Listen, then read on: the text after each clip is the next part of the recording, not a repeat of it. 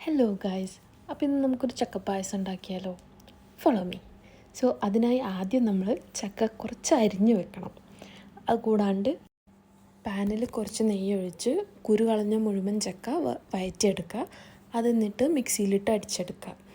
ശേഷം ചെറുതായി അരിഞ്ഞു വെച്ച ചക്ക കുറച്ച് നെയ്യ് പാനിലൊഴിച്ച് അതും വഴറ്റിയെടുക്കുക.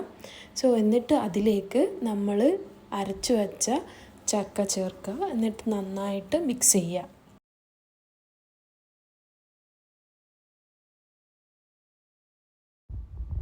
നന്നായി ഇളക്കിയതിന് ശേഷം നമ്മൾ ഇതിലേക്ക് ശർക്കര പാനീയം ചേർക്കുകയാണ്. സോ ഞാനിവിടെ 2 ക്യൂബ് ശർക്കരയാണ് എടുത്തത്. ഞാൻ കുറച്ച് വെള്ളം കൂടിപ്പോയി, പക്ഷേ ആവശ്യത്തിന് മാത്രം മധുരത്തിനനുസരിച്ച് ശർക്കര പാനീയം ചേർത്ത് നന്നായി ഇളക്കുക. നെക്സ്റ്റ് ഇതിലോട്ട് ഞാൻ കുതിർത്ത് വെച്ച് സാബുനരി ചേർക്കുകയാണ്.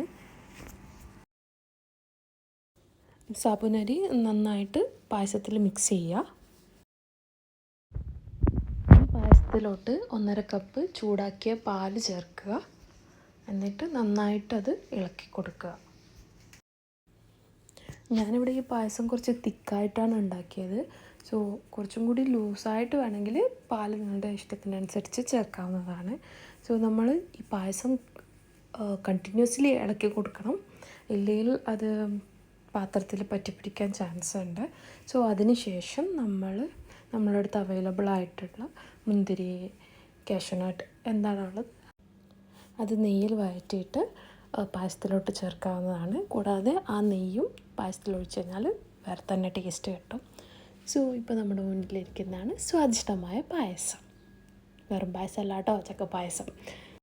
അപ്പോഴേ എല്ലാവരും ട്രൈ ചെയ്യുക, ഫീഡ്ബാക്ക് അപ്ഡേറ്റ് ചെയ്യുക.